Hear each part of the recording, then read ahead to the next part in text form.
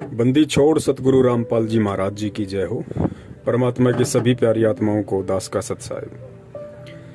ये जो अखबार की कटिंग किसी भाई ने ग्रुप में डाली है, जिसमें सतलोक आश्रम मैनेजमेंट हरियाणा के पदाधिकारी लोग और मैनेजमेंट के मीडिया प्रभारी चांद राठी जी प्रेस कॉन्फ्रेंस के माध्यम से पत्रकारों से कह रहे हैं कि यदि केस वापस नहीं लिए तो चुनाव में करेंगे भाजपा का बहिष्कार। अब पुण्यात्मा इसी को कहते हैं थूक के चाटना। प्रेस कॉन्फ्रेंस के माध्यम से देश दुनिया के सामने कह रहे हैं, यदि हमारे ऊपर लगे मुकदमे वापस नहीं लिए। कौन से मुकदमे? बरवाला कांड के समय सतलोक आश्रम मैनेजमेंट हरियाणा वालों के ऊपर हरियाणा की भाजपा सरकार ने जो मुकदमे लगाए थे, उसके विषय में ये सतलोक आश्रम मैनेजमेंट हरियाणा वाले, उनके मीडिया प्रभारी कह रहे हैं, यदि केस वापस नहीं लिए तो चुनाव में करेंगे भाजपा का बहिष्कार। अब ना ही तो भाजपा ने केस वापस लिए और उसके बावजूद भी इस सतलोक आश्रम मैनेजमेंट हरियाणा ने बहिष्कार तो छोड़िए, उल्टा उन्हीं का समर्थन कर दिया। और आप सब जानते हैं, वो पीला पर्चा निकाल के और गुरुजी का आदेश बताकर भाजपा सरकार को तन मन धन से समर्थन दिलवा दिया। जबकि परम पूज्य परमेश्वर कहते हैं, भाई संत वचन पलटे नहीं, चाहे पलट जाए ब्रह्मांड। संत यहाँ परमात्मा ने भगत के लिए भी कहा है और संत परमेश्वर ने परमात्मा के लिए भी यूज किया है शब्द। तो कहते हैं संत वचन पलटे नहीं, चाहे पलट जाए ब्रह्मांड। तो इनका तो भाई हर महीने में एक पलटवार होता है। ये कभी बीजेपी का समर्थन कर देते हैं, कभी ये लोग बीजेपी का पक्ष ले लेते हैं। अभी बहुत सारे भगत भाई बहनों के मन में ये सवाल चल रहा होगा कि भाई आज से पहले इन सतलोक आश्रम मैनेजमेंट हरियाणा वालों ने, जहां इन्हें लगा कि यहाँ हमारा स्वार्थ है, यहाँ हमारा मनोरथ पूरा हो सकता है, इन लोगों ने बिना आगा पीछा देखे उन लोगों का समर्थन कर दिया। जैसे हरियाणा में आरक्षण को लेके जो आग लगी हुई थी, उस आग में इन्होंने गुरुजी का आदेश बता के भक्तों को कुदा दिया। राजस्थान में एक गैंगस्टर था आनंद पाल सिंह, जो अभी तो मर चुका है पुलिस एनकाउंटर में। उसकी सीबीआई जांच के लिए अपने राजनीतिक स्वार्थों को लेके करणी सेना के कुछ लोग उसकी सीबीआई जांच का समर्थन कर रहे थे। तो देखिए, भगत होके, और वो भी कबीर भगत होके, और एक गुंडे की सीबीआई का जांच सतलोक आश्रम मैनेजमेंट हरियाणा ने संगत से करवा दिया, मूर्ख संगत से, और लाखों का दान भी उन लोगों को दे दिया। आज मेरे में एक रैली की थी इन लोगों ने, राजपूतों ने। तो उस राजपूतों की सभा में जो एक गैंगस्टर के समर्थन में थी और भगत होकर सतलोक आश्रम मैनेजमेंट हरियाणा ने हजारों की संख्या में भगत भाई बहनों को उस रैली में शामिल करवा दिया, नारे लगवाए, और सबके सामने वहां एक जोधपुर से कोई एलडी है, उसने 5 लाख रुपए का चेक भी दिया। उसके बाद और भी बहुत सारे धरने प्रदर्शन हुए और सतलोक आश्रम मैनेजमेंट हरियाणा वालों ने उन सभी धरनों में बेचारी भोली संगत को गुरुजी का आदेश बता के शामिल करवाया। तो अब बहुत सारे भगत भाई बहनों के मन में यह शंका उठ रही होगी कि भाई अभी जो किसान आंदोलन चल रहा है, जो वर्ल्ड वाइड हो चुका है, विश्वव्यापी बन चुका है, हर देश की सरकारों की नजर इस किसान आंदोलन के ऊपर है कि सरकार झुकेगी या किसान हटेंगे। इतना बड़ा आंदोलन, और किसान बेचारे अपने हक की लड़ाई लड़ रहे हैं, कोई राजनीति नहीं इसके अंदर। उसके बावजूद भी इन काल एजेंट सतलोक आश्रम मैनेजमेंट हरियाणा वालों ने किसानों का समर्थन क्यों नहीं किया? इसके पीछे एक बहुत बड़ा रीजन है पुण्यात्मा। समझदार भगत भाई बहन समझ जाएंगे, और जिनकी बुद्धि में कचरा भरा हुआ है वो नहीं समझेंगे। देखिए, सबसे पहला रीजन तो ये है भाजपा सरकार के खिलाफ ना बोलने का इन लोगों के द्वारा।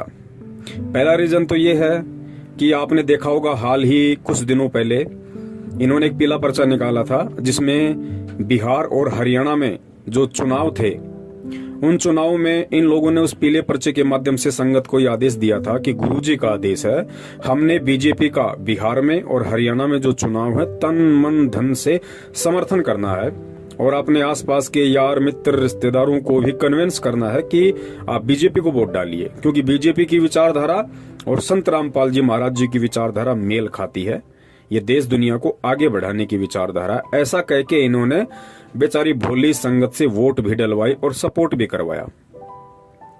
अब कोई भी आदमी है, आप देख लीजिए, आजकल तो दुनिया में अगर कोई वोट भी डालता है तो या तो वो पैसे लेता है या फिर उसको दारू का पौवा चाहिए 90% लोगों को, या जरूर उसका उस पार्टी से कोई राजनीतिक स्वार्थ होता है, वरना आजकल लोग वोट भी नहीं डालते।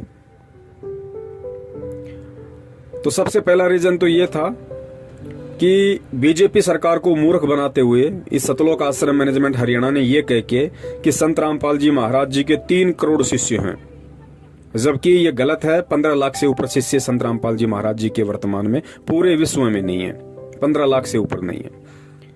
तो ये तो झूठ के शहंशाह लोग हैं। इनको तो बीजेपी से मोटा पैसा चाहिए था करोड़ों में, और वही सरकारें तो देती है पैसा, उनको तो जीतने से मतलब है, वोट से मतलब है। तो बीजेपी सरकार ने इनको करोड़ों रुपया दिया ये सोच के कि संत रामपाल जी महाराज जी के जितने भी वोट हैं वो सब हमारे पाड़े में आ जाएंगे। तो पहला रीजन तो ये कि ये लोग कुछ ही महीने पहले बीजेपी सरकार से करोड़ों रुपया डकार चुके हैं एक एग्रीमेंट के तहत। तो अब ये बीजेपी का विरोध कर नहीं सकते, ये इनकी मजबूरी है। अगर करेंगे तो बीजेपी का डंडा तैयार है। दूसरा सबसे बड़ा रीजन ये है कि साल भर पहले आप सब लोगों को पता है सतलोक आश्रम मैनेजमेंट हरियाणा ने एक जज हैं देशराज चालिया, जिनका मुकदमा सतगुरुदेव जी का मुकदमा जिनके अंडर में था, विचाराधीन था। तो इन लोगों ने क्या किया, उस देशराज चालिया को भड़काने के लिए सरासर अन्याय नामक एक पुस्तक निकाली थी, और उस पुस्तक का इन्होंने कोर्ट में प्रचार करवाया, बाहर भक्तों के माध्यम से प्रचार करवा दिया। तो उस जज देशराज चालिया ने उस पुस्तक के ऊपर एक्शन ले लिया, और उस पुस्तक में जितने भी लोगों के नाम और पते लिखे हुए थे उन सभी के ऊपर उसने हाई कोर्ट में मुकदमा ठोक दिया। ये बात संगत को नहीं पता है ज्यादातर। तो जज देशराज चालिया जी ने सरासर अन्याय नामक पुस्तक के खिलाफ उसमें जितने भी लोगों के नाम पते और एड्रेस दे उन सभी के खिलाफ मुकदमा ठोक दिया। सभी लोगों को तारीख पे जाना पड़ा, और तारीख पे इन लोगों ने उस जज के पैर पकड़े, हाथ जोड़े, अपनी गलती मानी कि साहब हमने आपके खिलाफ गलत लिखा, ये हमारी गलती थी। इन्होंने समझौता कर लिया सरकार के साथ और जज देशराज चालिया के साथ, अपनी गलती मानते हुए कि हमने जो सरासर अन्याय पुस्तक लिखी है वो बिल्कुल गलत है, हमने नहीं लिखनी चाहिए थी, वो हमारी गलती है, हम आपके पैर पड़ते हैं, आप हमें माफ कीजिए। तो जज देशराज चालिया ने मुकदमा तो कैंसिल नहीं किया, वो तो पेंडिंग चल रहा है, लेकिन समझौता कर दिया कि ठीक है आगे से ऐसी गलती ना करना, लेकिन मुकदमा अभी की अभी वैसा का वैसा है। तो दूसरा सबसे बड़ा रीजन किसान आंदोलन को समर्थन ना करने का सतलोक आश्रम मैनेजमेंट हरियाणा का ये है, क्योंकि इनको अच्छे से पता है यदि हमने बीजेपी सरकार के खिलाफ, क्योंकि किसान आंदोलन सरकार के खिलाफ हो रहा है, तो इनको अच्छे से पता है कि यदि हमने किसान आंदोलन का समर्थन कर दिया तो वो मुकदमा अभी पेंडिंग है और सरकार उन सभी को वापस जेल में ठोक देगी। तो ये 2 बड़े रीजन हैं सतलोक आश्रम मैनेजमेंट हरियाणा के द्वारा किसान आंदोलन का समर्थन ना करने के पीछे। तो बाकी जो संगत है दास उनसे निवेदन करेगा, भाई बहुत समय हो गया है अज्ञानता की नींद में सोते हुए। यार कुंभकर्ण भी 6 महीने के बाद जाग जाया करता था, और अब तो 6 साल होने को चली हैं, अब तो जाग जाओ भगत होके। तुम्हारे क्या स्वार्थ हैं सतलोक आश्रम मैनेजमेंट हरियाणा के साथ? भाई भक्ति तुम कर रहे, नाम तुम्हें परमात्मा ने दिया, मर्यादा तुम्हें परमात्मा ने दी, रक्षक तुम्हारा परमात्मा है, भक्ति तुमसे परमात्मा करवाएगा, सतलोक तुम्हें परमात्मा लेके जाएगा। मेरे कहने का मतलब ये है कि बाकी जो संगत है जो मूर्खता में, अज्ञानता में, नादानी में सतलोक आश्रम मैनेजमेंट हरियाणा को ही अपना भगवान समझ के उनके तलवे चाटने में लगी हुई है, क्या सारी जिंदगी ऐसे ही लगे रहोगे? क्या फायदा फिर इस परमात्मा की शरण में आने का, ये अनमोल तत्व ज्ञान लेने का? अगर ये गुलामी चापलूसी ही करनी थी तो भाई ये तो पहले भी कर रहे थे ना। फिर भक्ति मार्ग में आके भी अगर वही निंदनीय कर्म करोगे, फिर क्या मतलब है तत्व ज्ञान लेने का? भाई निकलो, इस मानसिक गुलामी से निकलो। इस सतलोक आश्रम मैनेजमेंट हरियाणा ने जो गुलामी की बेड़ियां तुम्हारे पैरों में डाल रखी हैं, उससे बाहर निकलो। भाई तुम समर्थ के बच्चे हो, परमात्मा के बच्चे हो। अरे परमात्मा का बच्चा सूरवीर होता है, सूरवीर। सूरवीर किसे कहते हैं पता है? सूरवीर उसे कहते हैं जो केवल सत्य की लड़ाई लड़ता है, और सत्य की लड़ाई में चाहे उसका शीश कट जाए वो घबराता नहीं है। तो पहले अपने बाप को देखो कि तुम्हारा बाप 2-2 बार जेल, दुनिया से किस कदर वैर भाव, वो भी सत्य के लिए, आप और हमारे तक ये सच्चाई पहुंचाने के लिए, आप और हमारे उज्जवल भविष्य के लिए। और हम क्या कर रहे हैं? हम उन्हीं लोगों के पैर चाट रहे हैं, गुलामी कर रहे हैं, उन लोगों के मानसिक गुलाम बन के रह गए जिन लोगों की नादानी के कारण, जिन लोगों के षड्यंत्र के चलते 2014 बरवाला कांड हुआ। और तुम्हारे परमपिता परमेश्वर सतगुरु रामपाल जी महाराज जी को उन्हीं लोगों की मनवस हरकतों के चलते और 5-5 व्यक्तियों के मर्डर के मुकदमे में डबल आजीवन उम्र कैद की सजा हो चुकी है। और आज तुम्हारे उसी परमपिता परमेश्वर सतगुरु रामपाल जी महाराज जी के हर दिन नित नए आदेश बता बताकर तुम्हें लूटा जा रहा है, तुम्हारा आर्थिक शोषण किया जा रहा है, तुम्हारा मानसिक शोषण किया जा रहा है। यार कमाल हो गया। इतनी प्रताड़ना मानसिक रूप से, आर्थिक रूप से शायद ही अंग्रेजों ने 250 साल तक दी होगी जितनी इन लोगों ने तुम्हें 6 साल में दे दी। और तुम हंसते हंसते बिल्कुल जैसे भांग पी रखी हो आदमी ने, उसे पता ही नहीं कि मेरे साथ हो क्या रहा है। तो मेरे कहने का मतलब यह है कि फिर क्या फायदा ये तत्व ज्ञान लेने का? क्या फायदा फिर संत रामपाल जी महाराज जी की शरण में आके भक्ति करने का? चले जाओ आसाराम जी की शरण में, चले जाओ राम रहीम जी की शरण में, चले जाओ धन सतगुरु में। क्या फायदा फिर यहाँ आके? अरे ये निराला पंथ है भाई, दुनिया से हटके है। इसके नियम कायदे कानून भी दुनिया से हटके हैं। यहाँ गुलामी के लिए जगह नहीं है, चापलूसी के लिए जगह नहीं है। इस मार्ग में वही टिकेगा जो सूरवीर होगा, और इस मार्ग में गुलामी वही करेंगे जो गीदड़ होंगे, जो डरपोक होंगे। वही लोग इस मार्ग में चापलूसी करेंगे, गुलामी करेंगे। सतलोक आश्रम मैनेजमेंट हरियाणा का सतगुरु रामपाल जी महाराज जी से कोई संबंध नहीं है। ये बरवाला कांड के दूसरे दिन ही परमात्मा ने पूरी दुनिया के समक्ष मीडिया के सामने प्रस्तुत कर दिया था, ये कहते हुए कि राष्ट्रीय समाज सेवा समिति मेरी नहीं है, ना मैंने कोई कमांडो बना रखे थे और मुझे भी बंधक बना रखा था। और जो काले कपड़े वाले लोग थे वो राष्ट्रीय समाज सेवा समिति के थे, और समिति मेरी नहीं है। ये परमेश्वर ने पूरी दुनिया के सामने कहा है। समझते हो इस बात को? साध वचन पलटे नहीं, चाहे पलट जाए ब्रह्मांड। लेकिन गुरुजी को कोई साध माने तब ना, गुरुजी को कोई परमात्मा माने तब ना, गुरुजी को कोई संत माने तब ना। ये बातें तो उन लोगों पे लागू होती हैं जो अपने गुरुदेव को परमात्मा मानते हैं, जो अपने गुरुदेव के एक एक वचन और एक एक आदेश की पालना करते हैं, जिनको ये पक्का पता है कि उनका गुरुदेव दोगला नहीं है। ये उन लोगों के लिए है। लेकिन बाकी संगत जो सतलोक आश्रम मैनेजमेंट हरियाणा के पीछे लगी हुई है, वो तो अपने परमात्मा को दोगला मानती है। उन्हें तो पता है कि हमारे गुरुजी तो पल पल में बातें चेंज कर सकते हैं, अपने विचार बदल सकते हैं, क्योंकि वो संत तो है ही नहीं, और उनके वचन तो कभी भी पलट सकते हैं। तो वही लोग गुरुजी की बातों पे अविश्वास कर रहे हैं, जिन लोगों को अभी अच्छी तरीके से ये ज्ञान नहीं हुआ है, जो लोग अभी भी अपनी परंपरागत सोच और मानसिक गुलामी से बाहर नहीं निकले हैं। बाकी देखिए और कितने भगत हैं 70% को छोड़ के, जो 30% भगत हैं, जो आज सतसेवकों के नाम से जाने जाते हैं, जो किसी के दबाव में फैसले नहीं लेते, वो किसी के आगे झुकते नहीं हैं, वो किसी से डरते नहीं हैं। उनको परमेश्वर ने तत्व ज्ञान दिया है, वो पूरी दुनिया को उस तत्व ज्ञान रूपी बैलेंस में तोल के देखते हैं। उनके आगे कोई भी आदेश यदि निकाला जाता है, कोई भी पीला पर्चा उनको दिया जाता है, तो सत्सेवक ऐसे आंख बंद करके विश्वास नहीं करते, क्योंकि परमेश्वर ने कहा कि बेटा मैंने तुझे जो अनमोल तत्व ज्ञान दिया है वो हर दुनिया की समस्या का समाधान है, हर संकट का समाधान है, हर बातचीत का हल है। तो सत्सेवक जो भी आदेश आते हैं उनके सामने, तो सत्सेवक सबसे पहले उन आदेशों को अपने परम पूज्य गुरुदेव जी के सत्संग से तोल के देखते हैं कि गुरुदेव जी ने सन 1994 से आज तक जितने भी सत्संग किए हैं, जो जो आदेश और निर्देश हमें भक्ति मार्ग में दिए हैं, क्या इस पीले पर्चे का जो ये आदेश है, जो लिखा हुआ है, ये मेरे गुरुदेव के वचनों से मेल खाता है या नहीं खाता है? अगर गुरुदेव के वचनों से मेल नहीं खाता है तो वो हमारे लिए अस्वीकार्य है, हम उसकी निंदा करते हैं, हम उसको स्वीकार नहीं करते, क्योंकि फिर वो किसी गधे का आदेश है, हमारे गुरुदेव का आदेश नहीं है।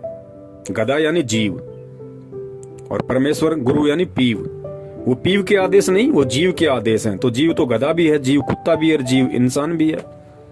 तो हम उन चीजों को नहीं मानते और ये रिहर्सल हो रही है हमारी, क्योंकि इतना ज्ञान देने के बाद सतगुरु स्वयं परीक्षा लेता है। प्रेरणा काल की होती है और काल के माध्यम से ही परमात्मा अपने बच्चों की परीक्षा लेता है। ये आपको ज्यादा समझाने की जरूरत नहीं है, क्योंकि ऐसे बहुत सारे एग्जाम्पल, बहुत सारे ऐसे उदाहरण हैं। क्योंकि काल ने परमेश्वर से कहा था कि परमात्मा, जब आप पिछली पीढ़ी में जाओगे या आप नीचे जाओगे, आप केवल अपना ज्ञान देना। और एक दो वचन और मांगे थे कि परमात्मा, आप कलयुग में जितने मर्जी जीव ले जाना, 3 युग में जीव ना लेके जाना। तो काल तो खुश हो रहा था ये वचन मांग मांग के कि मैं सभी जीवों को तब तक भ्रमित कर दूंगा, कोई भक्ति के लायक बचेगा ही नहीं, आप पे कोई विश्वास करेगा ही नहीं, सबको पत्थर पुजारी बना दूंगा, सबकी बुद्धि पे अज्ञानता का मोटा ताला जड़ दूंगा, भ्रष्ट कर दूंगा सबको मन कर्म वचन से। लेकिन परमेश्वर को पता था कि काल भी तो एक जीव है। तो परमात्मा को पता था कि ये जो वचन मांग रहा है वो मेरे लिए हितकारी है, वो मेरे पक्ष में है। और परमेश्वर की सोच से बाहर काल वचन भी नहीं मांग सकता। काल ने अगर वचन मांगे थे तो परमेश्वर की परिधि के अंदर ही मांगे थे। परमेश्वर अगर ना चाहते तो नहीं मांगता, लेकिन परमेश्वर भी यही चाहते थे कि ये जो मांग रहा है बस यही मांगे और वो मेरे लिए उचित रहेगा। क्योंकि मालिक को पता था कि 3 युगों में, द्वापर, त्रेता, सतयुग में, इस जीव के पास में इसके पुण्य कर्म इतने रहेंगे कि इसको जरूरत ही नहीं पड़ेगी भक्ति और भगवान की। इसके ऊपर संकट आएगा ही नहीं, को दुख आएगा ही नहीं। और जब आत्मा पे संकट, परेशानी, दुख नहीं आती है तो आत्मा कभी भी परमात्मा की तरफ नहीं बढ़ती है। तो परमेश्वर को पता था कि 3 युग तक तो ये खूब मौज मस्ती करेगी, इसके पास इतने पुण्य हैं। लेकिन जब चौथा युग कलयुग आ जाएगा और इसके पुण्य समाप्त होंगे, पाप कर्मों का दौर शुरू होगा, उसके बाद आत्मा रोएगी। जब आत्मा रोती है तो परमात्मा उसकी सुनता है। तो काल तो खुश हुआ था कि चौथे युग में परमात्मा जितने मर्जी जीव ले जाना, और परमात्मा को पता था कि बेटा ठीक है, चौथे युग में लेके जाऊंगा, इससे पहले तो ये जाने के लायक भी नहीं है। तो ठीक इसी प्रकार पुण्यात्माओं, वर्तमान में जो घटनाएं घट रही हैं, सतलोक आश्रम मैनेजमेंट हरियाणा के माध्यम से जितने भी मनवस तानाशाही फरमान संगत के सामने पेश किए जा रहे हैं और गुरुजी के आदेशों का जुमला पहना के संगत से उनकी पालना करवाई जा रही है, संगत का भक्ति धन बर्बाद करवाया जा रहा है, श्वासें और समय बर्बाद करवाया जा रहा है, ये सारे के सारे कुक्रम काल प्रेरणा से ये सतलोक आश्रम मैनेजमेंट हरियाणा वाले कर रहे हैं। क्योंकि काल चाहता है कि किसी भी तरह से वर्तमान समय में, चूंकि ये वर्तमान समय ही मोक्ष का समय है, ये पिछली पीढ़ी ही भक्ति मार्ग है, मोक्ष मार्ग है, और इसी समय काल साम दाम दंड भेद हर वो नीति अपनाएगा जीव को भ्रष्ट करने की, गुरु शरण गुरु मर्यादा से दूर करने की। तो वो काम वो कर रहा है और परमात्मा चुपचाप देख रहा है कि भाई मैंने भी तो सन 1994 से ये ज्ञान देना शुरू किया था, सारा भक्ति विधान बता दिया, सब कुछ मैंने इन बच्चों को बता दिया है, अब बाकी क्या रह गया। तो परमात्मा भी देख रहा है कि जो मेरा होगा, वास्तव में जो मेरा होगा, मेरा हंस होगा, मेरा भगत होगा, मेरा बच्चा होगा, वो तो मेरे ज्ञान को आधार बना के, और मेरी एक वाणी है कि कहे कबीर सोए जन मेरा, जो नीर खीर का करे निबेरा, कि जो मेरा हंस होगा, जो मेरा भगत होगा, वो गलत और सही इन दोनों को देख के, सोच के, समझ के, पढ़ के और निर्णय कर लेगा कि मुझे मेरे पिताजी ने क्या ज्ञान दिया है, मुझे मेरे पिताजी ने सामाजिक तौर पे और आध्यात्मिक तौर पे किस तरीके से चलने के लिए मुझे निर्देशित किया है। तो जो भगत होगा परमात्मा का, वो तो तुरंत फैसला कर लेगा अपना कि कौन सा तो दूध है, कौन सा पानी है, क्या मेरे लायक है और क्या मेरे लायक नहीं है। और परमात्मा लाखों को यदि नाम दीक्षा देते हैं तो लाखों पार नहीं होते, लाखों परमेश्वर के भगत कहलाने के, हंस कहलाने के लायक नहीं बनते। उनमें से कुछ प्रतिशत होते हैं जो परमेश्वर के हंस होते हैं, जिनके लिए परमात्मा यहां आते हैं, इस गंदे लोक में ऐसे दुख उठाते हैं, ऐसी परिस्थितियों में ज्ञान प्रचार करते हैं, अपने बच्चों तक अपना संदेशा पहुंचाते हैं। तो वो कुछ प्रतिशत जो बच्चे हैं परमात्मा के, वो इन विषम परिस्थितियों में, इस धर्म संकट की परिस्थिति में वो ये चूज कर लेते हैं कि मुझे गुरुदेव ने क्या समझाया था और आज मुझे उनके तत्व ज्ञान को आधार बना के क्या निर्णय करना है।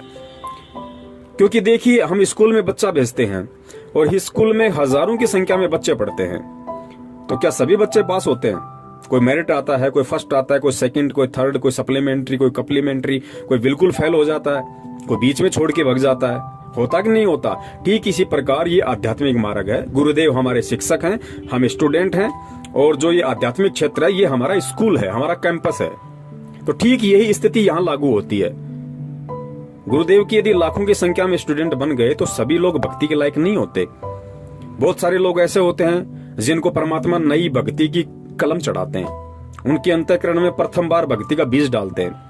कुछ ऐसे होते हैं जो काफी समय से परमेश्वर की शरण में रहते आ रहे हैं। कुछ ऐसे होते हैं जो युगन युगन के माल हैं परमात्मा के, कि साधु सेती मस्करी चोरा नाल खुशहाल मल अखाड़ा जीतेंगे, युगो युगों के माल।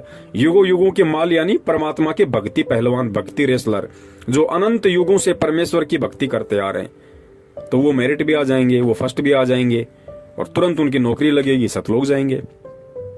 तो पुण्यात्माओं, अब आगे जो छोटा सा सत्संग है जिसमें निष्कर्ष दे रहे हैं परमपिता परमेश्वर जी, ये कहते हुए कि परमात्मा ने अपना विधान बना के छोड़ रखा है। परमेश्वर ने अपना विधान बना के छोड़ रखा है। उदाहरण दिया परमात्मा ने कि जैसे मां के पेट में बच्चा उत्पन्न होता है, तो परमात्मा ने कोई फैक्ट्री नहीं लगा रखी अंदर कि वो फैक्ट्री बच्चा बना रही है। परमात्मा ने कहा कि मालिक ने आदेश दे दिया, परमेश्वर ने ये आदेश दिया कि ऐसा होगा, उसके बाद ऐसा होगा, फिर बच्चा बनेगा और इतने समय बाद वो मां के गर्भ से बाहर आएगा। तो परमेश्वर के आदेश से वो सारे काम हो रहे हैं। उसके बाद परमात्मा ने बीजदार फल बनाए, वृक्ष बनाए, अन्य बहुत सारी चीजें बनाई और परमात्मा ने एक आदेश पारित कर दिया। जैसा कि सत्संग में गुरुदेव कह रहे हैं कि जैसे त्योरू का बीज होता है, त्योरू जिसको तुर्रई भी बोलते हैं, जिसकी सब्जी बनती है। तो परमात्मा ने कहा कि देखो एक छोटा सा बीज वो जमीन में डाल दिया, जमीन में डालते फिर वो अंकुरित होता है, पौधा बनता है, आगे बढ़ता है, बेल लगती है, फल, उसके फूल लगते हैं, फिर उसके फल लगते हैं, फिर इतनी लंबी वो त्योरू लग जाती है उसके, लगभग 1.5-2 फुट की। तो परमेश्वर ने बताया कि परमात्मा उसके पास नहीं बैठा कि लो आज मैंने जमीन में डाल दिया, 2 दिन बाद ये अंकुर फूटेगा, फिर ऐसा होगा, फिर ऐसा होगा। नहीं, गुरुदेव ने बताया कि परमेश्वर ने एक विधान बना के छोड़ दिया कि ऐसा होगा, उसके बाद ऐसा होगा, फिर ऐसा होगा, फिर इसके फल लगेगा। तो परमेश्वर ने वो अपना विधान बना के छोड़ दिया। अब उस विधान के अकॉर्डिंग वो सारे काम होंगे, जो जैसा करेगा वैसा वो पाएगा। परमात्मा ये नहीं देखती कि ये अच्छा कर्म कर रहा है या ये भगत बुरा कर्म कर रहा है, परमात्मा नहीं देखेगा इस चीज को। परमात्मा ने तो एक विधान बना के छोड़ दिया कि मेरा विधान ये है, जो ऐसा करेगा वो ऐसा फल प्राप्त करेगा अंत में, और जो ऐसा करेगा वो ऐसा फल प्राप्त करेगा अंत में। और सारे लेखे जोखे के लिए परमात्मा ने इसी मानव शरीर के अंदर एक गुप्त यंत्र बना दिया जिसको चित्रगुप्त कहते हैं। एक ऐसा चिप लगा दिया सूक्ष्म रूप वाला जो दिखाई नहीं देता, जिसको चित्रगुप्त कहते हैं। चित्र यानी चित्र, जो भी घटना घट रही है चित्र, और गुप्त यानी गुप्त रूप से जो दिखाई ना दे। तो हम जो भी मन वचन कर्म से जो भी हम क्रिया करते हैं, गुरुदेव ने बताया कि रोजाना उसका एक फैक्स परमात्मा के दरबार में जाता है और तुम्हारा एक विधान बन रहा है कि तुम क्या कर रहे हो और क्या नहीं कर रहे हो। और भक्ति मार्ग में आने के बाद, सतगुरु की शरण में आने के बाद, जो अनजान व्यक्ति हैं जगत वाले, उनसे भी ज्यादा अगर गलत काम करोगे तो तुम दोषी होगे परमात्मा के। जिस प्रकार गुरुदेव ने बताया कि एक छोटा बच्चा होता है और छोटा बच्चा यदि लैट्रिन खा ले, गोबर खा ले, तो माता पिता उससे नाराज नहीं होते, माता पिता दुखी नहीं होते। माता पिता को पता है कि अब ये नादान है, नासमझ है, बालक बुद्धि है, तो परमात्मा माता पिता उसको दूर करते हैं वहां से तुरंत। कुछ नुकसान हो जाता है तो डॉक्टर को भी दिखाते हैं, उससे नाराज नहीं होते। लेकिन वही लैट्रिन और गोबर यदि वो बच्चा 15 साल का होने के बाद खाए तो माता पिता उसको थप्पड़ मारेंगे। क्यों? क्योंकि माता पिता को पता है कि मूर्ख, जब तेरे को पता है कि ये लैट्रिन है, ये गोबर है, तू समझदार है, तू चल सकता है, बोल सकता है, तू समझ सकता है चीज को, तू चौथी क्लास में पढ़ रहा है, तू 5वीं में पढ़ रहा है, तूने लैट्रिन कैसे खाई, गोबर कैसे खाया तूने, तेरे अंदर अकल नहीं थी? तो माता पिता उसकी पिटाई करते हैं क्योंकि उसको मालूम था उन चीजों के विषय में, उसके बावजूद भी उसने गलती की तो वो सजा का हकदार हुआ। ठीक इसी प्रकार गुरुदेव ने बताया कि बेटा आध्यात्मिक मार्ग है। देखो, पहले हम जगत वाले थे, पहले हम भी अज्ञानी थे, तो हम कुछ भी कर रहे थे तो परमेश्वर ने हमें क्षमा किया, परमेश्वर ने हमें माफ किया और हमें अपनी शरण में लिया और ज्ञान दिया। और आज यदि ज्ञान लेके भी हम ये राजनीति करेंगे, कभी बीजेपी को वोट, कभी कांग्रेस को वोट, कभी कुछ करेंगे, कभी आरक्षणबाजी में शामिल होंगे। गुरुदेव ने बताया बेटो, कुपात्र को दान नहीं देना, दान लेने का अधिकारी केवल सुपात्र है और सुपात्र पूरी सृष्टि में केवल सतगुरु है। उसके बावजूद भी हम गुंडों की सीबीआई जांच के समर्थन में आएंगे, उनको 5-5 लाख रुपए का उनको पात्रों को चेक देंगे। जो धन लेने के अधिकारी केवल सतगुरु है। जाट आरक्षण में शामिल होंगे, उन हुक्का पाड़ों को, उन दारूबाजों को हम कभी 16 लाख का तो कभी 11 लाख का चेक देंगे जो भक्तों का दान था। तो परमात्मा का विधान कौन तोड़ रहा भाई? हम खुद इस विधान से परिचित होने के बाद भगत होकर हम परमेश्वर के विधान को तोड़ रहे हैं। तो परमेश्वर का आगे जो छोटा सा सत्संग है कि परमात्मा सिर में दर्द नहीं रखता, परमात्मा ने विधान बना के छोड़ दिया, जो जैसा करेगा वैसा अपना पाएगा। तो इस सत्संग को आप सुनिए और सत्संग को सुनने के बाद यदि इस संगत में कोई परमेश्वर की ज्ञानी आत्मा है जो विचार कर सकती है, मंथन करना जानती है, गुरुदेव के ज्ञान को आधार बना के जो आगे बढ़ रही है, जिसका मकसद केवल भक्ति करके सतलोक जाने का है, वो पुण्य आत्माएं इस सारी वार्तालाप को मद्देनजर रखते हुए और सतगुरुदेव जी के इस 2 मिनट के सत्संग को, जिसमें परमात्मा ने विशेष तौर से कहा है कि परमेश्वर ने यहाँ हर चीज का एक विधान बना के छोड़ दिया और परमात्मा सिर में दर्द नहीं रखता। कोई ये सोचे कि गुरुजी जेल में बैठे बहुत दुखी हैं, बहुत परेशान है, नहीं भैया, परमात्मा दुखी ना परेशान। परमात्मा ने तो एक विधान बना के छोड़ दिया और उस विधान की सबसे बड़ी बात, हमें उस विधान की आके जानकारी दे दी। और जानकारी देने के बाद भी यदि हम आग में हाथ देंगे, हम यदि भगत होके ये राजनीति वाला लैट्रिन खाएंगे, कुपात्रों को दान देंगे, कोई भी हमें कह देगा ये गुरुजी का आदेश है, हम झट से उसकी पालना कर लेंगे बिना आगा पीछा देखे, बिना उसकी बातों को, उसके आदेशों को गुरुजी के ज्ञान से मैच किए, तो परमेश्वर ने कहा कि परमेश्वर सिर में दर्द नहीं रखता, फिर वो जैसा करेगा वैसा ही अपना भोगेगा। फिर ये ना कहना कि गुरुजी ने मेरे को कोई रात क्यों नहीं दी, मैं भक्ति कर रहा हूं, मैंने ज्योति करा दी, मैंने पाठ करा दिया, मैं 10 साल से गुरुजी का भगत हूं, मुझे लाभ क्यों नहीं मिल रहा। भैया, परमात्मा सिर में दर्द नहीं रखता, परमात्मा ने अपना विधान बना के छोड़ दिया। उसके बाद जैसा तू करेगा वैसा तू पाएगा, चाहे परमात्मा की आंखों के सामने कर ले, चाहे परमात्मा की पीठ के पीछे कर ले। पीठ पीछे अच्छा करेगा तो परमात्मा अच्छा ही देगा, और आंखों के सामने यदि गलत करेगा तो तुझे तेरा गलत ही मिलेगा, परमात्मा तुझे मना नहीं करेगा। तो ये सत्संगों का सार है जो परमेश्वर ने इस 2 मिनट के ऑडियो में ये बात कह दी कि परमेश्वर ने अपना विधान बना के छोड़ दिया, परमात्मा सिर में दर्द नहीं रखता। तो इस चीज को वर्तमान में संगत ने सोचना चाहिए कि अगर जगत वाला कोई गलती करेगा तो परमात्मा उसको माफ कर सकते हैं, जैसे हमें माफ किया। लेकिन पुण्यात्माओं, आज हम भगत हैं, आज हम परमात्मा के विधान से, उनके तत्व ज्ञान से परिचित हैं। आज यदि हम ये गलतियां करेंगे तो पुण्यात्मा माफी नहीं है, फिर वही मिलेगा जो हमारे संस्कार में है। अगर पैर टूटना है तो पैर टूटेगा, भले आप संत रामपाल जी महाराज जी के बेटे हो। अगर आपको कोई आर्थिक नुकसान होना है तो होगा, भले आप उनकी बेटी हो। अगर आपके प्रारब्ध में मौत है तो आएगी, भले आप उनकी सांसारिक तौर पे आप उनकी पत्नी हो। तो बाकी संगत ने थोड़ा आंख खोल के, कान खोल के ये विचार करना चाहिए कि भक्ति मार्ग में ये गुलामी नहीं चलती, चापलूसी नहीं चलती। भक्ति मार्ग में ना कोई गुरु जी का बेटा है, ना कोई बेटी है, ना पत्नी है, ना माँ है, ना बाप है, ना कोई रिश्तेदार है, ना कोई काका ताऊ चाचा भाई बंधु रिश्तेदार है। भक्ति मार्ग में यदि गुरु का कोई असली है, यदि गुरु का कोई रिश्तेदार है, यदि गुरु का कोई बेटा बेटी है, तो परमेश्वर ने साफ कर दिया कि मेरा बेटा बेटी वो है जो मर्यादा में रह के और परमात्मा के विधान के अंतर्गत चलते हुए सत भक्ति करता है। वो परमात्मा का असली बेटा बेटी है। अन्यथा ये जो आप सांसारिक तौर पे जो मंजू अंजू वीरेंद्र मनोज महेंद्र अमित अनारोमाई आप जो देख रहे हैं ना, ये गुरुजी के रिश्तेदार, ये कोई रिश्तेदार नहीं है गुरुजी के। अरे परमात्मा ने तो एक मानव शरीर में आके भूमिका करनी थी, उस भूमिका के तहत ये भी एक पात्र हैं। इससे ज्यादा कोई औकात नहीं है इनकी। ये हमसे कोई बड़े नहीं है, ये कोई देवी देवता नहीं है, ये भी दो कौड़ी के जीव हैं जिन्हें हम गुरुजी का भाई बंधु बेटा बेटी रिश्तेदार समझते हैं। और ये तो संगत से भी गए गुजरे हैं, ये तो बाकी जो संगत है ये तो उससे भी गए गुजरे हैं।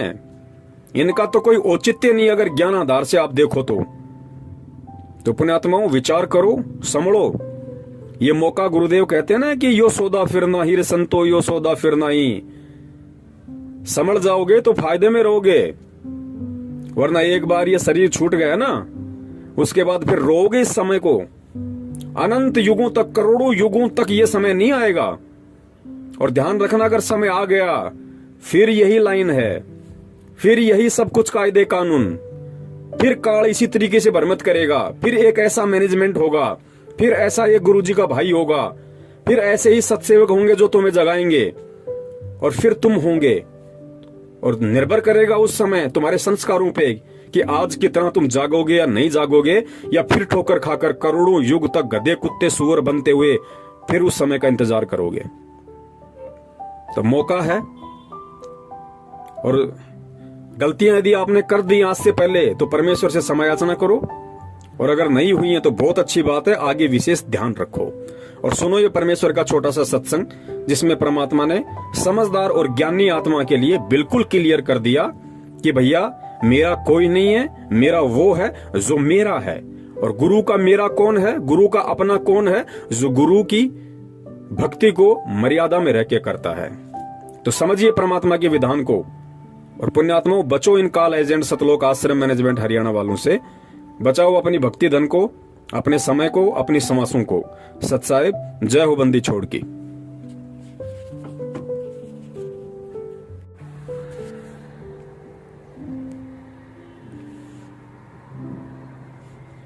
और उसको भी कह दिया कि तूने भी इसके ऊपर आसक्ता व्यक्त की है, तो परमात्मा के दिल से उतर गए हो और जाओ इसके साथ धक्के खाओ। तो इस ज्योत निरंजन ने फिर बहुत विनय करी कि मुझे यही रहने दे, बाहर ना निकाले। जोगजीत मेरी अर्ज कर दे परमात्मा से। जोगजीत ने कहा कि फाइनल फैसला है, जोगजीत रूप में परमात्मा ने कहा, और निकल गया यहाँ से। 2 सेकंड लगा बस। इतने में इतना ही कहना था, ये 21 ब्रह्मांड विमान की तरह खिसक पड़े वहां से।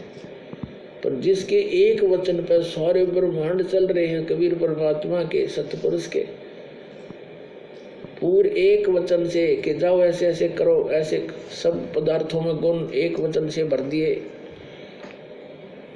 और वो अपनी क्रिया उस परमात्मा के वचन से कर रहे हैं। अब जैसे एक तोरी का बीज कैसा होता है,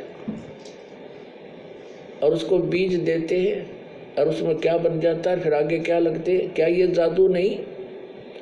ये ब्रह्मांड ऐसे ही बनाए परमात्मा ने, उसके वचन से ये सब पदार्थ कार्य कर रहे हैं, उनमें गुण भर दिए परमात्मा ने कि ऐसे से ऐसे तुम ऐसा होगा, ऐसा ही हो रहा है।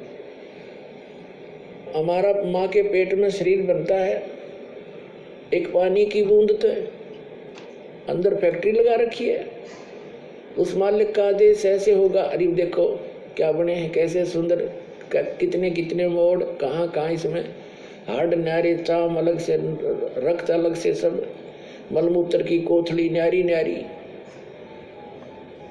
कोई ये बना के दिखाओ साइंस वाले किसी मटेरियल से, ऐसे उस परमात्मा का ही मटेरियल है, उससे ये अनुसंधान कर लेते हैं। और भूल जाते हैं भगवान को।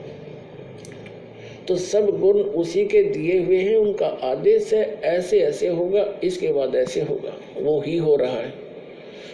अब परमात्मा ने सारा कुछ बनाकर शर्म दर्द नहीं रखा, विधान बना दिया, ऐसा करेगा उसको ऐसा होगा, ऐसा करेगा उसको ऐसा फल मिलेगा, इस बीज से ये होगा, इसमें ये गुण है, सभी पदार्थ बनाकर भेज दिए। और फिर विधान बना दिया कि ये मंत्र जाप करोगे तो इस तरह लाभ होगा, ये आपकी आपत्तियां टल जाएंगी। तो उस विधान से हम परिचित नहीं थे, जिस कारण से हम दुख पा रहे थे।